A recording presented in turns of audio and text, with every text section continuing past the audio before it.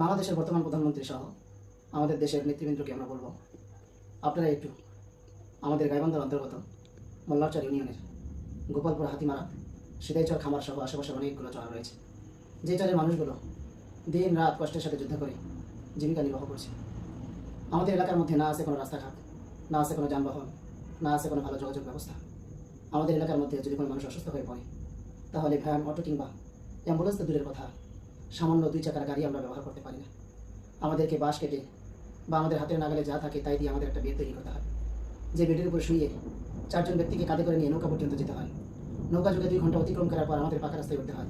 পাকা রাস্তা থেকে হাসপাতাল পর্যন্ত যেতে আমাদের আরও 1 ঘন্টা সময়ের প্রয়োজন হয়।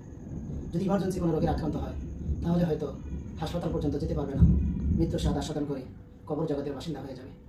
আমরা কি এই জন্য জীবনে বসবাস করছি? আমাদের জীবনের কি কোনো মূল্য নাই? আমাদের জীবনের কি কোনো গুরুত্ব নাই? নাকি আমরা মানুষ না? আমরা দেশের প্রধানমন্ত্রী সহ আমাদের দেশের বাংলাদেশের নেতৃত্বাধীন বা যারা নেতৃত্ব দিচ্ছেন তাদের কাছে অনুরোধ করবো, বিনীতভাবে আমাদের এলাকার মতো যে এলাকাগুলো এতটা কষ্টের ভোগান্তির সম্মুখীন হচ্ছে, আপনি একটু তাদের পাশে দাঁড়ান, বিকল্প রাস্তা দেন। এবং আজকে ভিডিওর কমেন্ট বক্সে একটা লিঙ্ক দেবো, আশা করি সেই লিঙ্কটা আপনারা দেখবেন। সেই লিঙ্কটা দেখার পর যদি আপনার অন্তর নাড়া না দেয়, তাহলে বুঝবো আপনি মানুষ না, আপনি মানুষ নামের একটা পাথর।